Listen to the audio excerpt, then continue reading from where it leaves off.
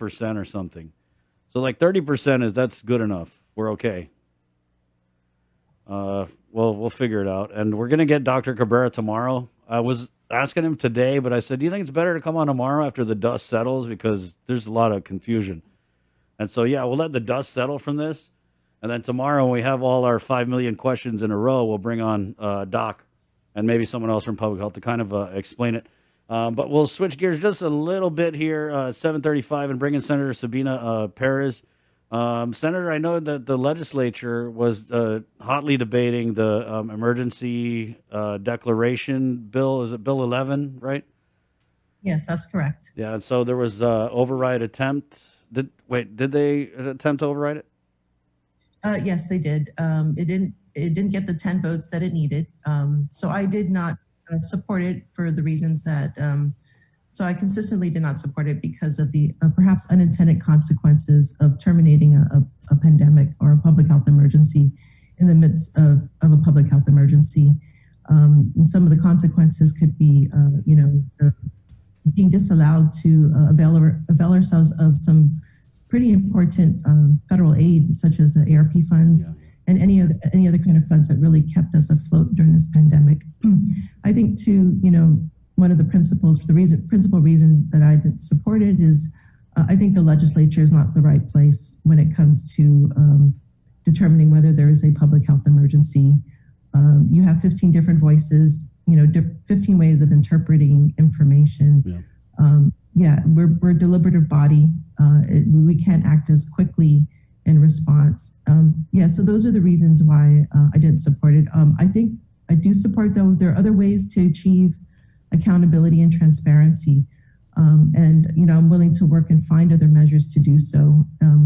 I think, but this particular measure can have a certain, negative consequence, I get it. To proceed with. Right. But the reason why I think it was hotly debated is because although I understand where you're coming from and that, this is what I call, it's a public health emergency with a little asterisk because it ebbs and it flows, right? Because the nature of this virus, it's like you beat it down and then it burns again, and then you got to beat it down and it burns again. So I get that we are in an emergency, although to a lot of people, sometimes it doesn't seem like an emergency because of what this government is doing. And this is what I think galvanized a lot of these opposition voices about this bill is because there's a story I did. We're in this public health emergency, and this administration does things under this emergency that they're allowed to do, like buying golf carts. Like, how's that an emergency?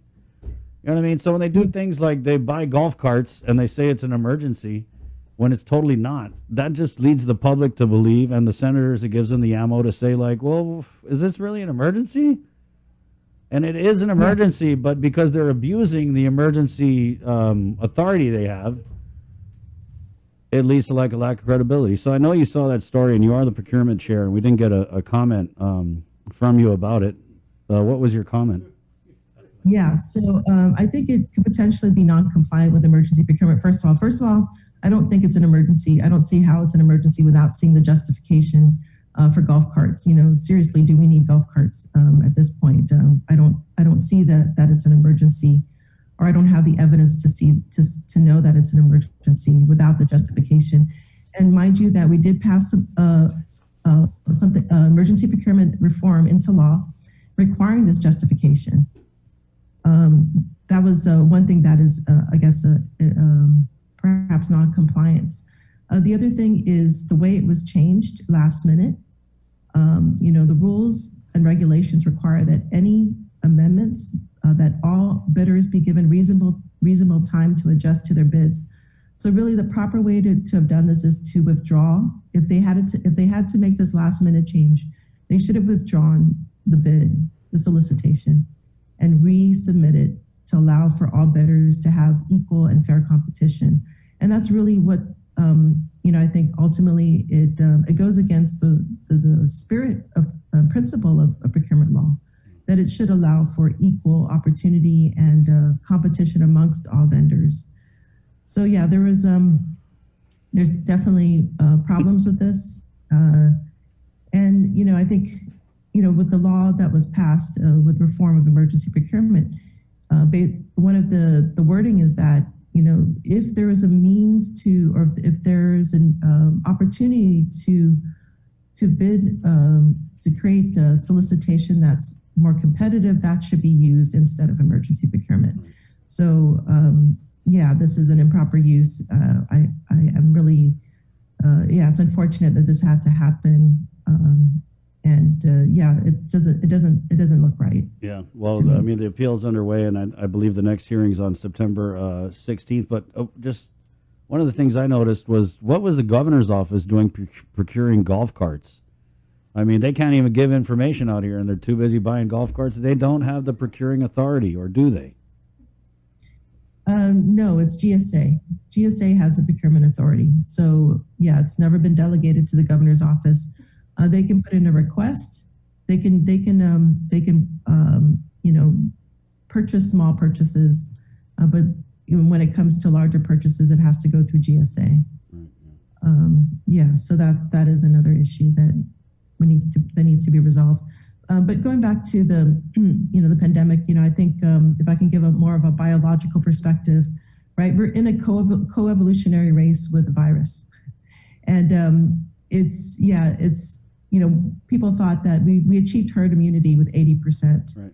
And seeing that the numbers are rising, it's apparent that we're not. And I think if I could, that's what it seems like what the governor is doing, is that she's trying to reach that herd immunity with increased vaccinations.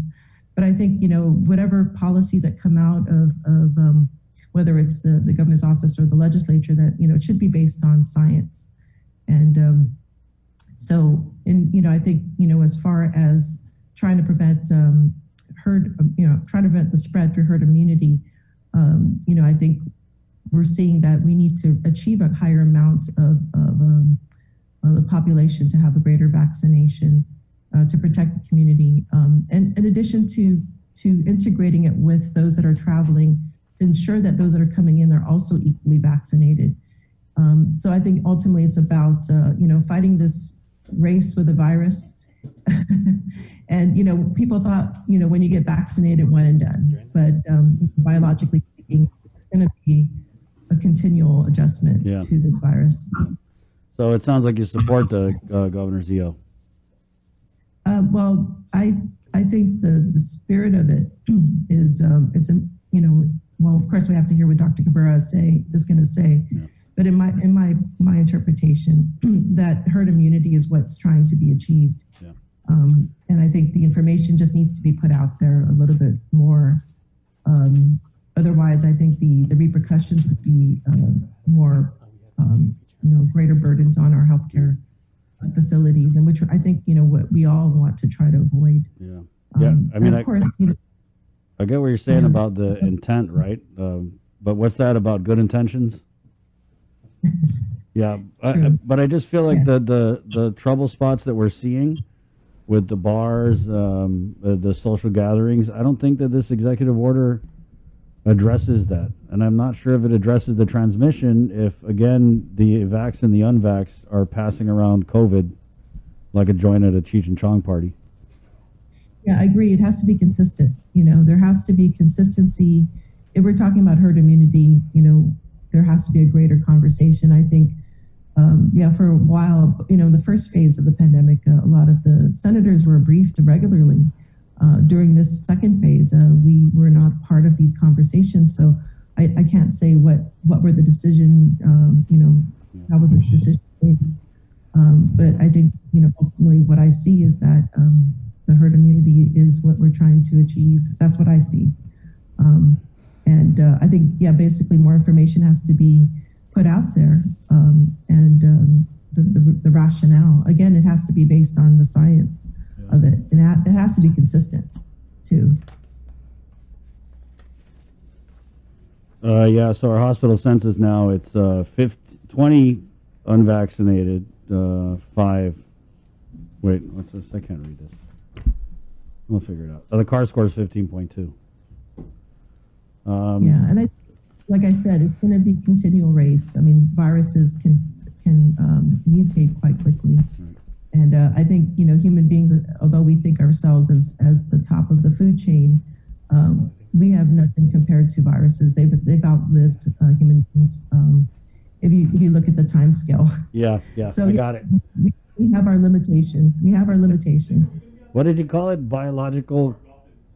Coevolutionary race. We're a coevolutionary race with perhaps one of the longest living, people don't even classify it as a living thing. Yeah. But it's going to be, it's not in our favor. Right. I think The odds. So when you look at the Yeah. odds in Vegas, it doesn't look good. Okay, Senator, I did want to ask, because we do have, I think, Senator Ada, so Yeah. either one of you, let's get Senator Ada on. yeah, we keep hearing from businesses regarding the latest executive order and not yet about the refined executive order, because that came out late last night.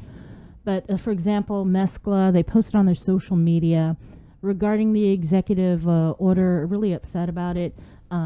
Saying segregation in any form for any reason is wrong. History's taught us this. Mescla Enterprises will do everything possible to fight this discriminatory mandate, both legally and politically. We ask our guests and business leaders to contact the senators so they can put a stop to policies that divide the people of Guam. Have you been contacted by any businesses regarding the executive order? I actually have been contacted by a lot of constituents. Mm-hmm. I know I've watched KUAM News in regards to some of the businesses that are closing.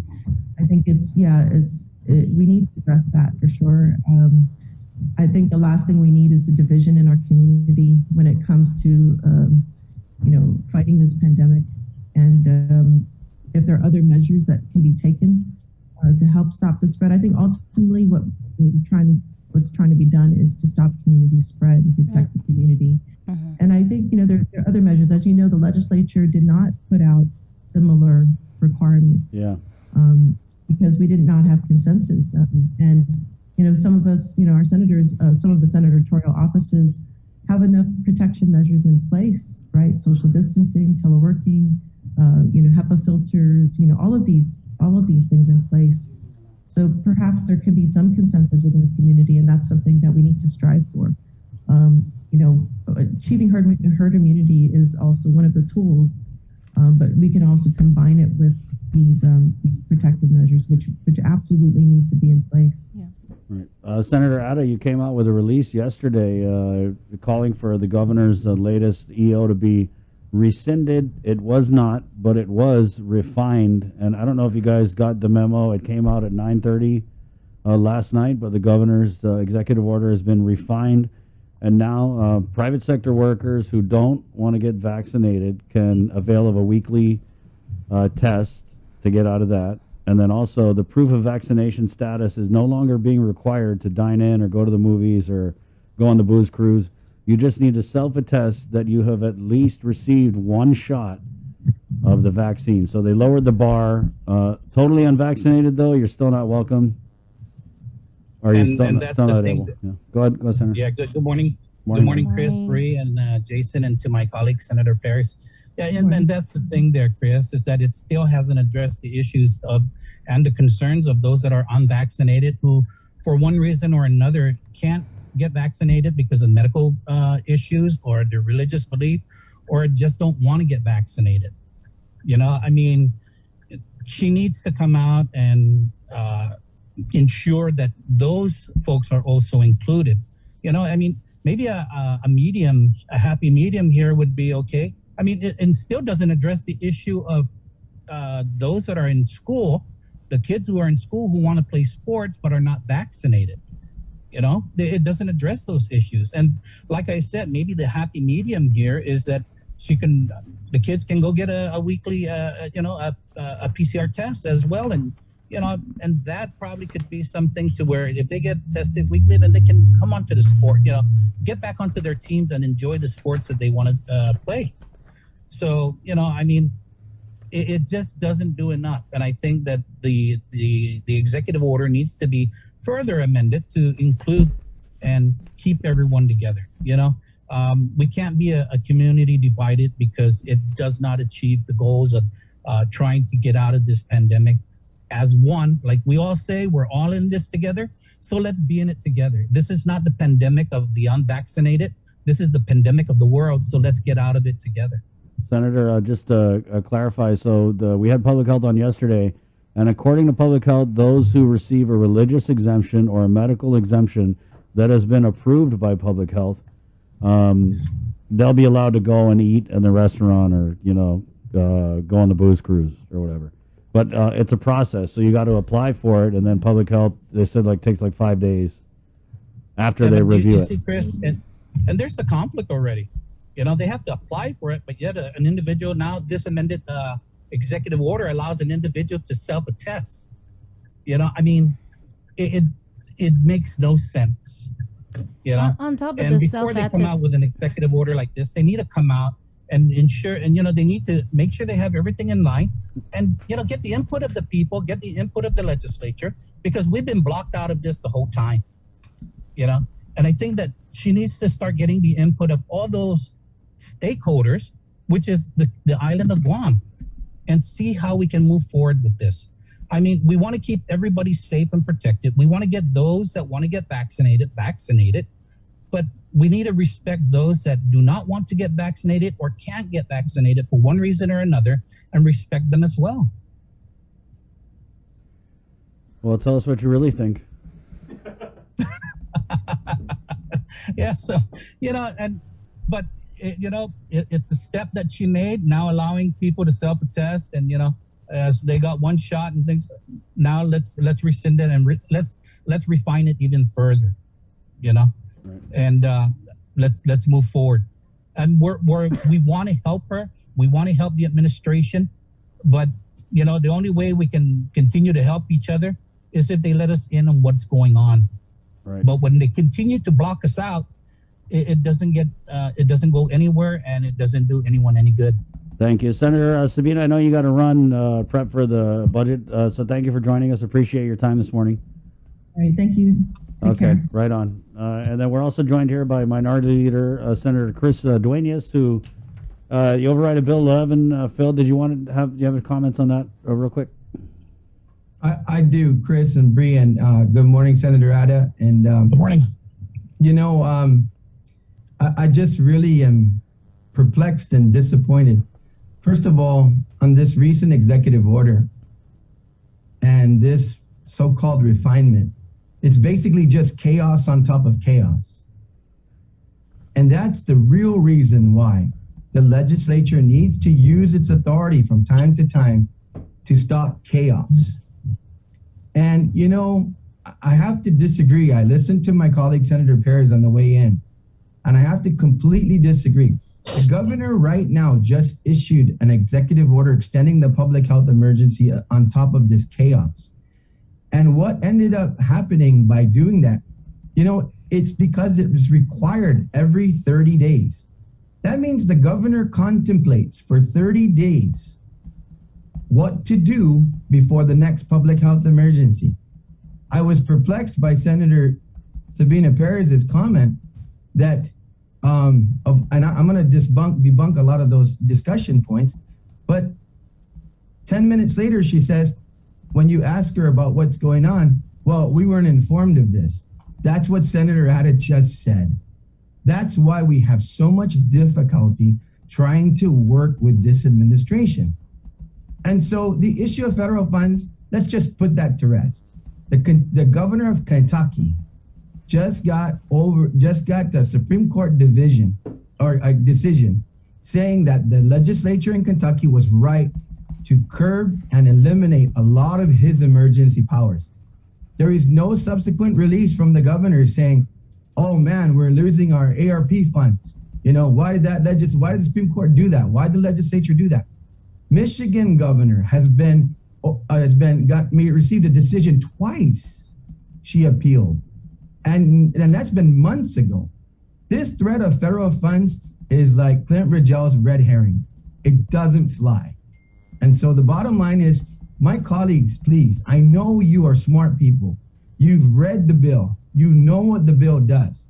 The bill simply amends the fact that the public health emergency is extended after receiving information at the legislature from the governor, and it is done by the legislature in coordination with the governor.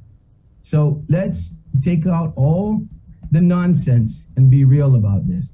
So I hope that my colleagues will really, really, basically come clean, because like you said, golf carts, I think there's something bigger underneath this, Chris and Bree. I'm just going to call it for what it is.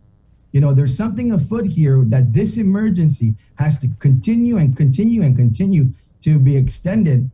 And like you said, we keep discovering all of these shenanigans and financial decisions that do not fit what the people of Guam expect in terms of transparency and accountability. And yes, Chris, that's what I really think.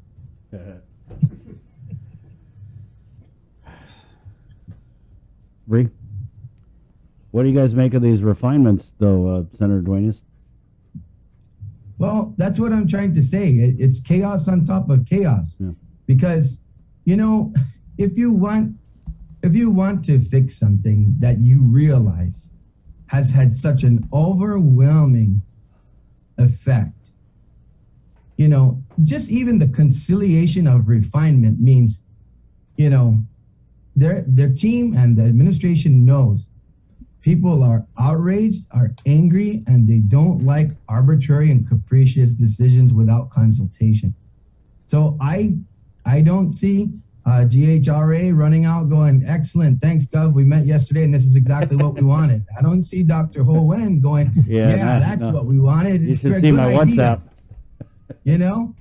So what I see is what has been asked for at the minimum is proper. Rescind the order and do this properly in consultation with the people of Guam. Yesterday, I cannot stop, getting a message from another business. I'm sorry. We do not want to pit our people against each other. We do not want to not allow our entire family to sit at the table in our restaurant. So we are going to take out. I've seen, establishments say full blown, we are going to fight this. This is not who we are. I mean, those are prominent, big, name restaurants. I think the best headline today on one of the papers is, it breaks my heart. I mean, come on. You cannot say, I'm listening. When you basically just do it your way and make a couple refinements and say, see if they'll go with this. That's not listening. Listening is saying, wow, I think this was too much. Let me pull the whole thing back and let's reset this. And you know what, Chris and Bree? I can maybe understand the PAG and all these other meetings, huddling with the governor and everything else. I get it. But I don't think it's time to huddle anymore in corners. Let's have these things full blown so that the media can be there, everybody can be there in the decision-making process. I think that's another thing why people are frustrated. Friday afternoon at 3:00, Saturday in the middle of the night at 9. All these things that just shake everybody up because they don't have proper information and we're not operating in a manner by which we're bringing people to the table. So I'm sorry, I don't buy it. When you're listening, that means you stop, you pause, you reset. That's listening. We had a comment in here. Oh, if she's listening, why don't they lift the cap on the All Rise Act? Now that you're listening, Gov, hey, there's something else that the people wanted. Well, we're against the top of the hour. Senator Ada, in closing, so with this refined EO, do you want this one rescinded too? Yeah, it doesn't go far enough, Chris. She needs to include those that, like I said, do not want to get vaccinated, can't get vaccinated, and our kids that are not vaccinated that want to continue in sports, and continue on with life. We need to be inclusive. Let's stop segregating. Like I said on the floor, I never would have thought I'd live in a world of segregation. But let's start being inclusive and let's start working together. And the way that she can do that is to come out and start including the people of Guam and the legislature in these decisions that she's coming up with. Thank you, senators. Thank you, Senator Duenas. Thank you. Hey, thank you. Follow the money. There you go. It's 7:59. We had a couple of comments in here. Mike writes in, KUAM, parents are scared and crying their hearts out for their kids. Please, can someone do something about the schools? Our kids' lives are at stake here, and we can't do anything about it. The numbers keep rising, and they don't want to give options to, change their model of learning to online. We have to wait until January when it's too late. I understand there are some virtual meetings that are planned with the Guam Department of Education. For this week, right? Yeah, I Yeah. think the parent portion is going to be Saturday.